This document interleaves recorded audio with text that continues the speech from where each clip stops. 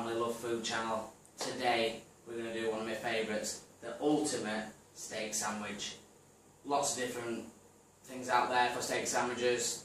This is the one that is my favourite. We're going to serve it with a nice Cajun slaw, something a bit different to normal. And let's get started. So, the first thing I'm going to do is put up the recipe so we can have a look at what ingredients we've got, and then I'll go through them.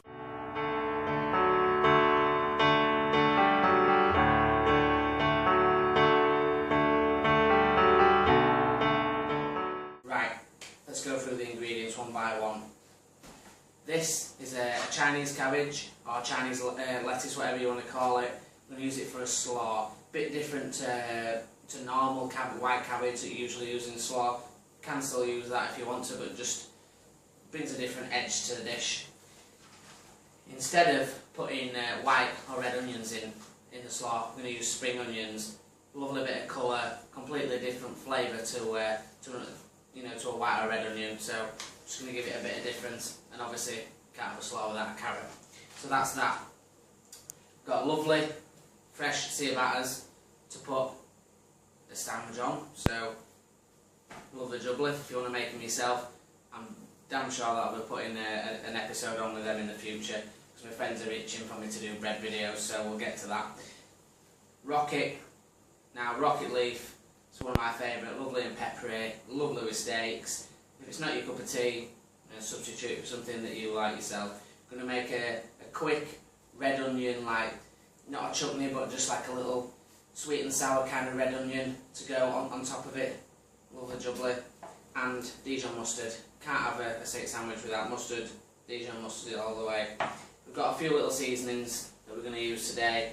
Got some nice garlic powder, some Cajun, and these are called Nigella seeds. They're Indian. They've got nice little. They're like what you find in a naan bread that just bring a different dimension.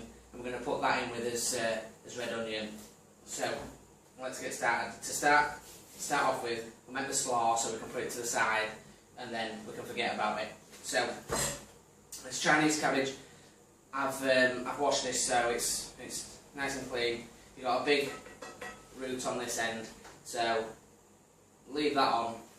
We probably won't use all this just for this video, but I'll show you what we'll do with it. So put the root away from you, and you've got your leaves. You can either go in two ways. You can either do it straight off as one, or you can cut the leaves off individually and do it if that's the way you feel comfortable. But I'm just going to cut it while it's actually on there. So just try and get your fingers out of the way, nice little strokes. You don't want it super fine, but you do want it to be quite fine. So we're just going to take that much off. That's all we really need just for this purpose, and that'll do, 2 or 3 people. That. So what we're going to do, just get a little bowl from underneath here. We're just going to get that and put it straight into his bowl. Just put that on the side there. Next thing we're going to do is get these lovely spring onions. I'm just going to take off the very top part and just discard that to the side. And again, you want to be quite fine, and for this purpose, I mean, I'll never throw it away, but I'm going to use just the green tops for this. Just to give it a bit of colour. So you want these quite as fine as you can really dare try it, because it is quite strong spring onion. So there we go. That's some spring onion there. That's lovely. We'll put that back in there. Put that in with the cabbage. Take your carrot. Just cut a little wedge off your carrot. And as you've all probably know, when you're making coleslaw, you grate it. Make sure you get your fingers out of the way, because it will grate your fingers.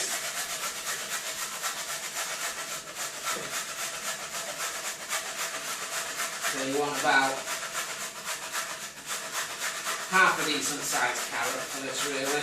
And like I say, this slaw is going to do about 4 people, unless you really like coleslaw, and then you're going to put a bit more. That'll do for the minute. Now, interestingly, this slaw, we're not going to put mayonnaise in it. it's going to be completely without it, and it just brings a bit of freshness and a bit of crispiness to the dish, basically. So what we're going to do is we've got all the ingredients in there, so what I'm going to do is get some seasoning in there and get that kind of flavour going while we make a steak. So what I've got in here is a little bit of Cajun seasoning, quite fiery stuff Cajun seasoning if you're not used to it. So we want about half a teaspoon really, and if you're feeling a bit feisty, just put a touch more in there. So that's all you need for that. Put that down there, and then this one is garlic powder. Absolutely love garlic powder myself. It's really nice to dress things. You only want a real touch there of that, just to give a bit of an edge to it. Right, I've got a tiny bit of chilli flakes. The ancho chilies are just dried chilies, and you want about half of that. So you just pour a few onions and just a little bit of scatter of chilli in there. Don't need too much. It's, it can be quite strong unless you're a chili freak, and then you can put a bit more in. I've got some cracked pepper here, nicely finely cracked pepper. I'm just going to give a little sprinkle of that in there. Now when we put salt in, it's up to you if you want to use your grinder for this, but I use what they call shave salt. It melts really nice throughout whatever you're going to put it on, and it brings a nice kind of edge. So we've put all that seasoning in there. Sorry, that was about a third of a teaspoon, that was. So put it all in there. So all I'm going to do now is just get my hands in. I've got the clean hands, and I'm just going to scatter this about inside. Just open your fingers inside and just mix over your coleslaw. So you've got everything nicely distributed. It smells lovely. You can smell the Cajun there. It's really nice. So what we're going to do is just put that to one side while we get on with the steak. Just wash my hands.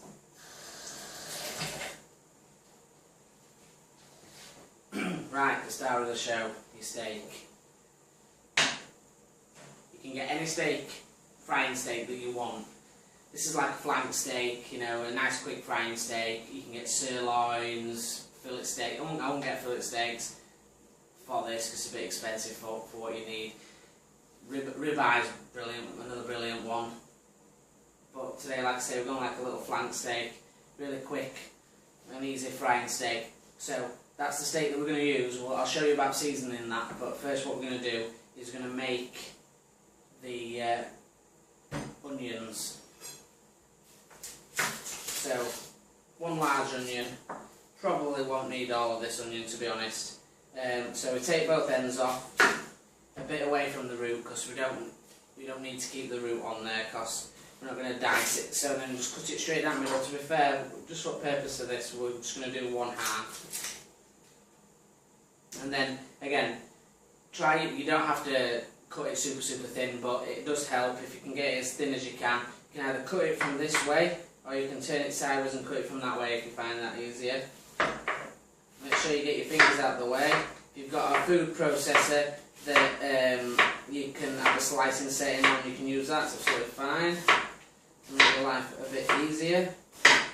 Either that or just take your time.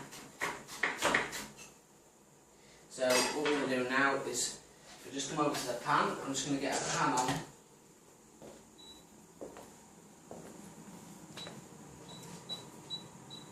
I'm just going to put a medium heat on there. I'm just going to get a bit of extra virgin olive oil. So a little lug in there. And just let that heat up for a couple of seconds. It's a good idea to get your onions in your hands and just break them up so you've got a nice even place to start with them, and they're all in individual. Just rough them up, and make it twice as big. I mean, if you can see there, that's just half an onion, and it does do quite a lot. So we're just heating the pan up for a couple of seconds. Right, so your oil's getting nice and hot, starting to smoke. Just turn it down 1 notch and ready to get in your onions. So nice and hot pan. And straight into there. Get yourself a little spoon or a wooden spoon. And at this moment in time, what you want to do is start getting your flavour, and we'll just move it down and a couple of notches. But I think you want about half a teaspoon of salt in there.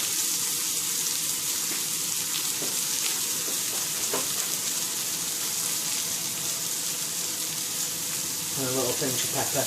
Again, just do it to your taste. If you like a bit more salt or you like a bit more pepper, then you know you can go for it. What we've got now is Nigella seeds. You can get from supermarkets or delis. It's not essential, you don't have to have them. It just brings a real lovely flavour in there. So we want a little pinch of Nigella seeds in there. They are lovely, they just bring it's a different dimension to your onions. It's such a simple little thing, but such an amazing result. So what we're going to do now is just a little pinch of sugar, the white sugar, just a little more. A little pinch of white sugar in it, and that's your sweet element. That's going to bring the sweetness out of those red onions. As I like to use red onions when I'm doing anything like this because I love the caramelly flavour that they have.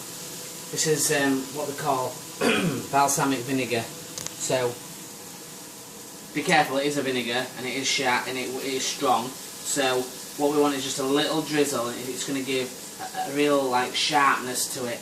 And it'll coat with the sweetness of the onions. It'll just bring a lovely mellow flavour together. So I'm just going to add a little drizzle there. It's all you need for this amount of onions. So we're looking at about a teaspoon there, and you'll just see it just gives a bit of depth of colour and a wonderful smell. And it's a real lovely little seasoning to add. So what we're going to do now, I'm just going to spin this one. And I'm going to turn it down to number 2, or a really low heat if you're on gas. And we're going to go on to the steak, and I'm going to prepare the steak. So, lovely steak, like I said before. What we're going to do is we're just going to add some seasoning to it. So, I try to keep it as simple as possible when I do a steak sandwich for, you know, for meals at home, or you know. You don't need to mess about with the flavours, let the steak do the talking. So we're just going to put some of that lovely flake salt. It may look like it's quite a bit of salt, but when you use this this flake kind of salt, it's not as heavy as normal salt, and it doesn't take over as much as, like, say, if you used a normal table salt does. And again, you must have pepper. Can't have a steak without black pepper. Obviously, if you don't like black pepper, then fair enough. But I love black pepper on my steaks. So the other thing is, just you don't need any of the Cajun, because you've got the Cajun inside of your slaw. So let's just take a bit of garlic powder and just a very light dusting of garlic powder, and then all we're doing is just turn your steak back over, and we're just going to do that same thing on there on the other side. So just that little light amount of garlic powder. Then we get your salt. Just repeat the process, and just leave it for a couple of minutes, maybe a minute for a steak that's as thin as this, and it'll just firm up the outside, and that'll allow it to take on a lovely caramel kind of edge and finish to it.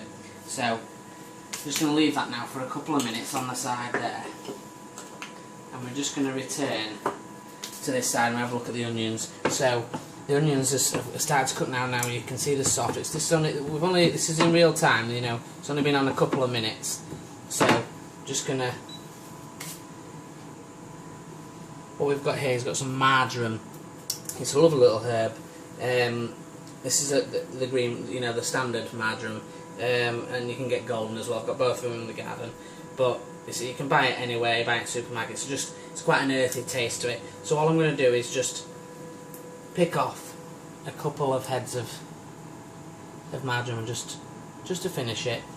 It brings like a lovely citrus kind of feel to the end of it. So I'm just going to give that a little stir, and I'm just going to leave that there. It's still on, but on really low. So I'm not finished with the marjoram though, because what I'm going to do is I'm just going to break this main part off and leave it there. Right, so now what I'm going to do is get the pan ready for the steak. So again, just a little bit of extra virgin olive oil in your pan, just around the outside. And we're going to just turn this up to a good heat, to about 6 or medium heat on your gas.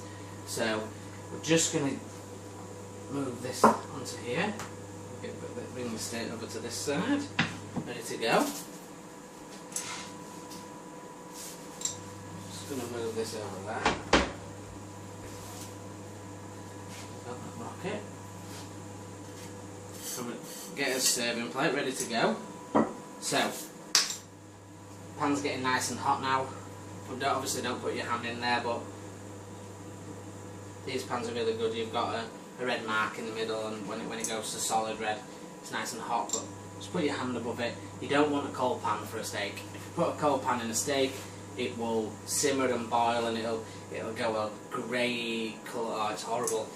What you want is a sizzling hot pan. When it hits that, straight away you want that noise.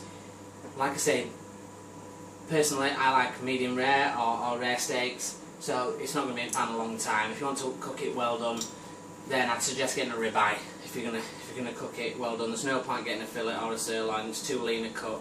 You'll end up getting a really tough steak. But what is important is when that steak comes off, you must rest it for a good minute, if you can do, before you plate it up. So, getting a nice hot oil. If you think that you've got a hot oil and you're not sure, the best way to test it is just touch. Can you hear it? As soon as you touch the edge of it. Now we know that's hot though. Now, so always lay your steak away from you, just then you don't get a splash of oil back onto it. And that bit of margarine that we're telling you about, just drop it into that bit of oil. Be careful, because sometimes it does spit.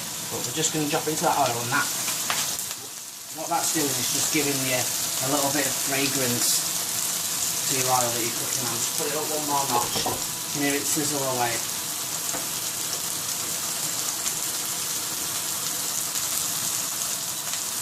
Just turning it up again a notch. So we can see, sorry, reaching across. There, you can see, we put that margarine to the side there, and that oil that's, it's just flavouring that oil nicely. Once it's been in there about 30 seconds, that margarine, then you can just take it out and put it on the side. Because what that does, if you leave it in there for too long, or like same with any green kind of herb, it'll go bitter, and then that'll turn your oil bitter, and it'll turn your steak bitter. And you don't want that. You just want that initial, little bit of flavour in there. You see your steak raising up like this one's trying to do. Just put the back of your tongue on it for a couple of seconds and let it so it touches back to the pan, and then it'll settle. So us chefs aren't bothered with others' hands in there, and we do it there when we hold it. But I mean, if you're not comfortable with doing that, then you don't have to.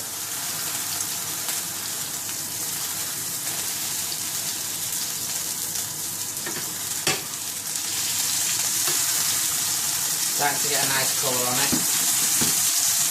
Like I say, we're not going to cook it for too long. About 30 seconds aside. About 2 minutes aside. Right, so it's about ready to turn. So these little edges there, just nudge them down with the back of your tongue. Wanting that even seal all over. Just turn it down a shade now. Now it's getting a lovely smell now.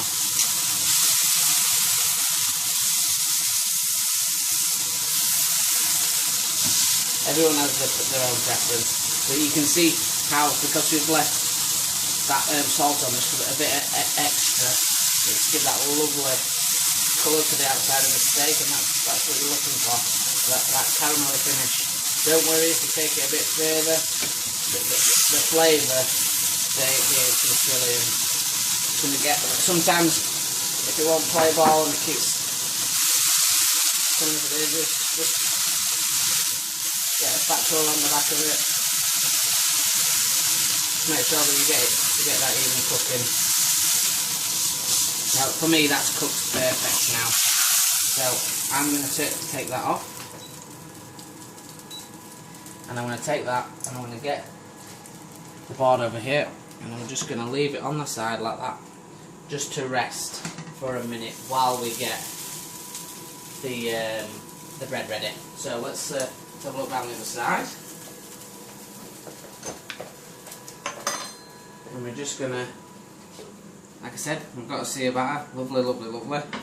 You can have whatever bread you want, but I find ciabattas are brilliant because they've got like a really soft crust on the outside, but inside they've got loads of little holes and that soaks in all the meat juices and it's lovely.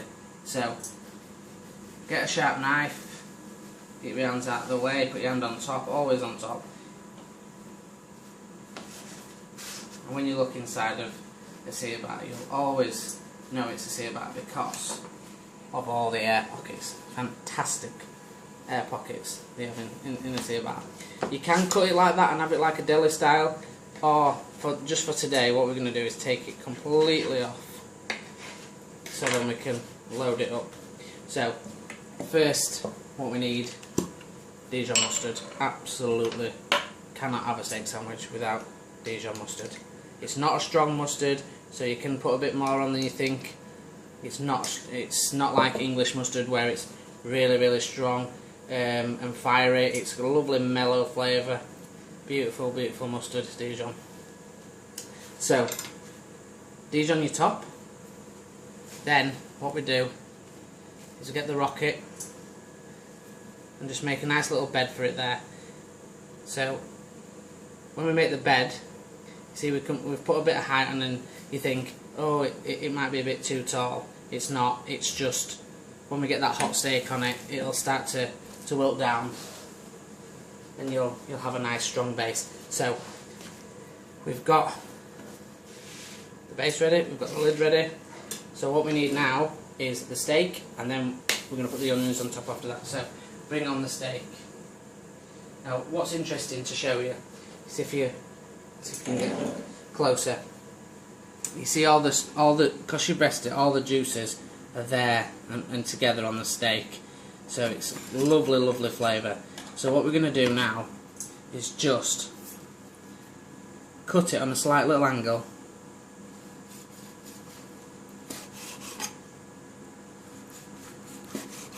Just even cuts. Try and put a little angle on your blade and it'll sit, you know, really nice on your bread. Let's have a look inside. Lovely colour, so you can see it's just cooked. It's got a lovely pink blush in, and you can see all the juice is evenly distributed because we've given it that rest. So you've got a lovely, lovely juicy steak, lovely and pink. And you know, like I say, you can cook it longer if you want. So you get a good 8 to 10 slices out of that. And then we'll leave the end bits, they're the chef's bit, the end bits. So, build them up. So, layer those lovely little pieces of steak across. Like so. And like I say, you can see the rocket just under the weight starting to wilt down. So, what we do now is we've got all that on there.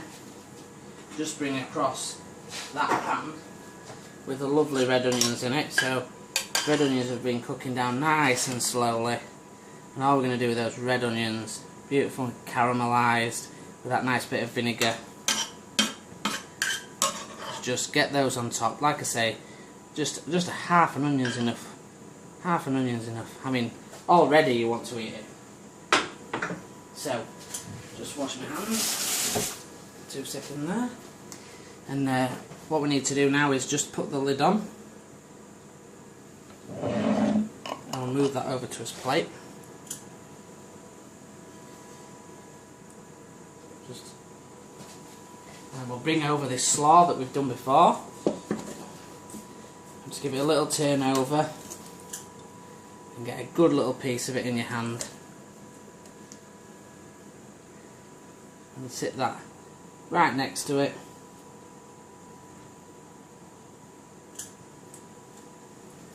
If you're feeling fancy, get your little piece of marjoram and put it in the side. And that's it. My ultimate steak sandwich. I hope you'll give it a try. It's absolutely fantastic, and you know, really simple, really quick and easy to do. Follow me on Twitter. We're at Love Family, Love Food. We're on Facebook as well, and obviously the YouTube channel. Well, any questions you want to ask, anything you need to know, just let me know, and have a good time, and let's get cooking.